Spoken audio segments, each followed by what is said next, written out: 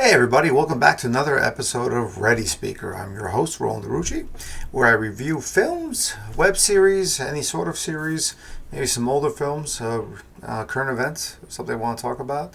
If I have a guest, if you want to be a guest, please hit me up with a message and we can talk about some things. Today's episode is a review of the film The Whale, 2022 film. The director is Darren Aronofsky. The writer is Samuel D. Hunter. And let's see, the cast is a very small cast. Brendan Fraser as Charlie, Sadie Sink as Ellie, Ty Simpkins as Thomas, Hong Chow as Liz, Samantha Morton as Mary. There's a couple other peripheral people, but nothing major. I think it's only 6 people or so written here. There's not many people. And there's Dan the Pizza Man. So actually, Dan the Pizza Man, I like that. All right. So first off, about this film, it's an easy watch. It's very intense. Aronofsky, I'm not a huge fan of Aronofsky's work. I know a lot of people love him. I think he did Mother. Was that like one of the things? I never liked Mother really. Let me see if I think that's his film. Pretty sure it's his film. Let's see. Requiem for a Dream. A lot of people like it. Pie. Mother. Yeah, Mother. I wasn't a huge fan of. I'll be honest with you. And some other things that I think he's okay. With this movie had a 7.9 on IMDb rating. Kind of surprised it's that low. I think deserves a little more. I'm going to play a trailer through the video at some point, and you can see the impact of it. And there was some some comments about Brendan Fraser wearing a fat suit and having makeup and all this stuff, prosthetics put on for this film, and maybe they should have cast another actor who's closest to the size. I don't know. I don't know why people say stuff like that. In my opinion, I think he did an amazing job. Now, it's also, the quality of what's provided to him that allows him to give an amazing job. Sorry about that beep. See, I gotta mute my phone. I'm gonna do it right now, and then you'll know it's. There you go. I muted. Apologies again. Let's get back to the review. And I'll keep that in there. I'm not going to edit it out. This is all just me thinking about a film I just watched and then talking about it. And sometimes you get interruptions, and it's fine because it gives you a moment to pause. Brendan Fraser does a great job with this. There's something about the way his eyes and his face sort of show his pain and where he is, and his realization of what he is as a person, and I think that's really impactful. Watching this, I didn't really look at the trivia. Usually, not usually, but a lot of times I'll look at the trivia of a film and sort of read up around it. And I didn't. I sort of just wanted to surprise myself with this film. And I know there's, like I said, some hubbub about the casting and all this and that, but it's set in a house of Charlie, and he's a very overweight man, obese, and this is his last week to live essentially. So he's dying after and he wants to reconnect with his daughter. He divorced his wife 9 years prior, had an affair with an ex-student, and there was some tragedy there involving the student, and this is where he is in life. He knows this is where it's going to end for him, and he wants to make that connection with his daughter, and that's been one of the things in his life that he wants to, I guess, complete in a way. I mean, he says that's the one good thing. At least he did one good thing, and that'll be his daughter. And I think it's a little bit more than that. I think it's much deeper than that. It's leaving a legacy, leaving something behind. And as I'm watching this film, it's based on a play which I saw at the end with the credits, and that was the amazing thing, because right around the midpoint, I was just watching the set movements and the blocking and the characters, and I went, oh my God, this is a freaking play. This is not a movie. I mean, it's even shot, and the ratio is actually much narrower. It's not widescreen. It's not anamorphic. It's not any of the stuff that people sort of use as a tool. This is a stage, and I think it's kind of right the way the stage is set. It's a very small stage. It's a very small house, and the screen has reflected that in the filming. And I think he did an amazing job. And I'm not gonna say I was bawling at the end. I know that, there were people like giving standing ovations to the film during its festival releases, and it pulled me in. It pulled me in. Now there are some things I didn't like, or at least I've seen before, and I'm kind of a little bit tired of it, just because I don't know. It's just been done so much, and it's just sometimes it pushed you to a different place. But again, looking at it from a theatrical sort of film, I would say it's one of the best theatrical adaptations of a film that's a theatrical adaptation. I think it's one of the best I've seen. Of it's I would say it's even up there with 12 Angry Men. How it's shot. If you really want, at least for me, how the pacing is, the dialogue, the revelations, it's just some really good work. Really good work all around. Sadie Sink is the wild child daughter, and she's very angry, and and she's already at 60, and she's going from 60 to like 120 through this with the anger, and that's the only part that kind of set me off a little bit of like, oh my God, where is this going? But that's again with theater. That's how the stories are. There's no time to really go anywhere else. There's no time to build something into the background and like I said, with different kinds of shooting styles or cameras or lenses to give something, to give a dreamy effect or give some sort of moments with the extreme close-ups. Here, it's not like that, at least until the end. I think there's some beautiful, wonderful shots, and a lot of it is, like I said, it's very theatrical, where it's a rainy period, and then the sun comes up, and there's a light at the end of the tunnel because the story is almost over, and it's over the course of a week, and it gives you that week, and it's.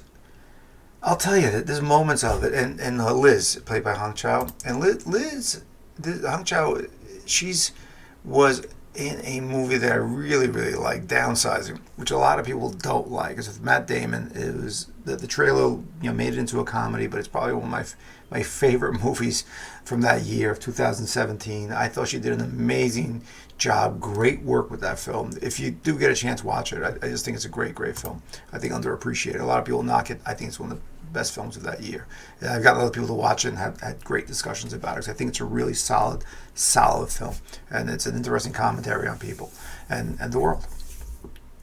This film, I think, is also a commentary on people of how you fit in this world with, a missionary coming to the door, played by Ty Simpkins as Thomas, doubting Thomas. I guess I don't know if that works. Sort of, he's doubting himself of where he was, which church he was involved in, and where he sees himself, and the answers of God and the Bible and all these things, and how does that play in with a man who had a relationship with another man and left his child and his ex-wife essentially to fend for themselves in a way. They sort of had a deal, and that's, I don't want to give too many spoilers away, but it's just the relationships are much more complicated than they seem to be. And I think that's the interesting part of this film, is that everyone is much more complicated than just the superficial, than just a fat suit, than just an ex-wife who's struggling to raise a child, an angry child who felt abandoned, so a missionary who sort of didn't feel what he was doing or what he was told to do was the right thing for a missionary. Even the friend of Liz, of how she lives her life and what she can do and what kind of sacrifices she can do for her friend, and she's angry and trying to keep him around. She knows it's the end for him, and it's all his emotion, and she has so much baggage too with her own family and how that works through. So there's a lot of interesting things playing here. It's definitely worth a watch. I think it's a one sit down movie. You can really sit there and dissect this. I am really impressed with the writing of the script. I appreciate the way it's shot. I appreciate the director's vision. I definitely see it as a play, as a self-contained world, and that's all I need to know about the characters. The little bit that was revealed is all I needed to know. The little bit of emotion and passion and self-doubt and nervousness and anger. That's all I need to know about these characters to make it a solid story for me. And it's rare to see something like this. Again, not a huge Aronofsky fan. I always judge a film by itself. You never know. Some people go into ruts. Some people are repetitive. I don't think he is, but he definitely picks uncomfortable subjects at times, and I can see hints of his other films in the way it is. The scoring also is pretty impressive for me. It brings the emotion of a play, of the moment when you feel that energy with the other audience members, of seeing that passion, seeing something break down, seeing that anger go through, or the love, or I keep saying passion and anger, but there's love there too, and sometimes you get caught up in that in a play, and that score. And I don't know who did the score here. Let me see who did the score, because that score I felt really, really, really helped with bringing that emotion across. I'm looking at IMDb. Music by Rob Simonson. Cinematography Matthew Libatique. I think that's sorry. Editing Andrew Weisblum. Sorry, I was going with my German. I speak a little bit German. I was going to say Weisblum, but it's Weisblum. And I'll tell you, I think the combination of this film, it makes it a really, really worthwhile watch. If you're going to watch something that's not the standard, parent thing. I mean, in the play, there is an interesting dynamic. I get in the film, there's an interesting dynamic with the daughter and the father. She's a very strong-willed individual, angry, lashing out at the world, taking command of people. Almost, I would say, the relationship, I think, would have been more complicated if he was heterosexual. And I think the way they were playing off each other would have been more complicated. I think it needed to be the way it was, because he left them and he true to himself, however you want to describe it, and found love, found a partner, and abandoned his wife and his daughter, and he was selfish, and there's a realization of that sometimes you have to be selfish. And I think even that's underlying in this story. People are doing almost everything for selfish reasons. They're not really doing it for someone else. They're doing it for a purpose, for an end goal, not monetary or things like that, but selfishness is a thread that plays through the whole film, if you really look at it deep down. And that's the part I think that can rub you the wrong way, but it's still done so well that it's interesting. And that's the story, as well as the storytelling, but the words on the page and the work the actors did to bring it to that point. There is redemption. There is you as an audience member feeling you've been on a journey, which you rarely see. And it's a house. It's only done in the house, the porch. That's as far as you get, pretty much, in this film, is the house and the porch. And you're feeling the limitations of the lead character, that he can't get past that porch. He doesn't cross that door, that threshold anymore. And you're I'll tell you, it's thinking about it, I think some of the stuff is just really, really poignant, really, really deep. Definitely pulls you into an emotional place. I thought he did an amazing job. Some hard work that he had to do to be where he needed to be to bring about this character. I'm not saying it's going to redeem his career forever. I think this is, and it's not the standard. Hey, I don't want to use the term, but like ugly up, where you get a famous actor and they put on prosthetics and they become evil. He's not evil. He's not broken in that sense. He's broken by circumstance. He's broken by what happened to him, and he doesn't know how to cope with it. And the coping mechanism is eating. And a lot of people have that problem. So it's not, but he's not an evil person. He's an optimist. It's clear as day, and it's even stated in the film that he's an optimist. He's always has this bright side of him of just wanting honesty and just wanting people to be themselves. And you think that has more value than anything that's organized or demanded or rigid. He doesn't want that, and that I find very interesting with this character, that he's not evil, and even though usually you'll have a character who's just evil, but they find a good side or something like that, or there's a struggle and there's inner demons, whatever. He doesn't have that. He's just not an evil person. This is the way he's going, and it's congestive heart failure. That's combined with obesity, and that's what's bringing him across, this line. And it's just, I'll tell you, there's sweet moments in it, and it's dark lit. There's some beautiful shots.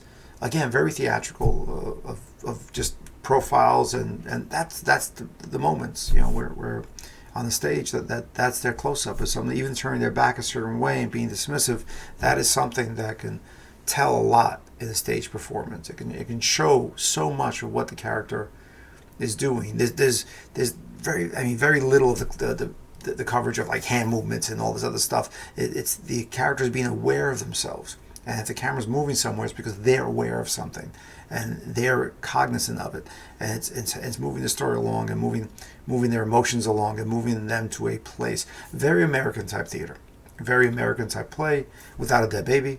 Usually there's a dead baby, but I would say very Tennessee Williams, very, at its best, showing working class Americana, showing not the elite, not the downtrodden entirely, but people who are just struggling and just living and probably don't have any more going on than that moment, and that's everybody in their life, and it's just great film to watch. I would say definitely give it a shot. Watch it. This is Roland Rucci. I'm sorry, I'm a little somber because I'm still taking it in. Actually, I'm still thinking about some of the shots and some of the words and some of the moments that I think you'll find very interesting. If you love good storytelling and you like a good play, I'll tell you, if this was a production, I'd go see it. I'd go see the play too, just to see how true. Not even do a comparison. I don't want to do that. But I would love to relive this energy, maybe with some other actors, and see what they brought to it, because it's that interesting to me, of the idea and the concept of the story, and how they brought it across. So hey, good work for all of them. I think kudos, high five to everybody. It's rare that I give somebody such a high thing, but I think the buzz around this film, and I would say the pedigree of all these people as artists is pretty amazing. It has so much weight, and God bless them. They got to a good film with a good story, a good crew, and there's a lot of trust there, and they all did their work, and that comes across instantly. Every moment, there's everyone did their work. So hey, this is Roland Rucci with Ready Speaker. Again, sorry for the somber tone. Subscribe, like, share. If you want to be on this podcast, send me a message. Maybe we can talk about something. Let's talk about a topic. It could be a topic. It could be pizza. I love pizza. We can do a show about pizza. I have a lot of opinions about pizza. We can do a show about a lot of things, about politics, about current events, about the work environment. Hell, I can talk about that too. We can talk about a lot of things that I think. I see things. I'd like to see how other people see things now and what they want to say about it. So I always say this too. I'm trying to tag at the end. Maybe I'll stop eventually, but I love living the full day. Put my head on my pillow knowing I lived the day, and then when I wake up, I can start a new day. So please keep that in mind with yourselves. I had a rough 2022, and the congestive heart failure actually kind of hit home twice. So but I'm getting through it, and I'm around, and this is what I like doing. I like talking about things, and I like watching movies, and this is one of my favorites for films that came out of 2022. The Menu is a great film. This is definitely up there. I would say the work he did as Charlie is just, there's moments, it's just passionate. He just pulls you across. It just pulls you across that line. It really does. It really pulls you across. And wow. The more I'm thinking about it, might be a 2 or 3 watch film. I'll be honest with you. All right. Thanks, everybody. All the best.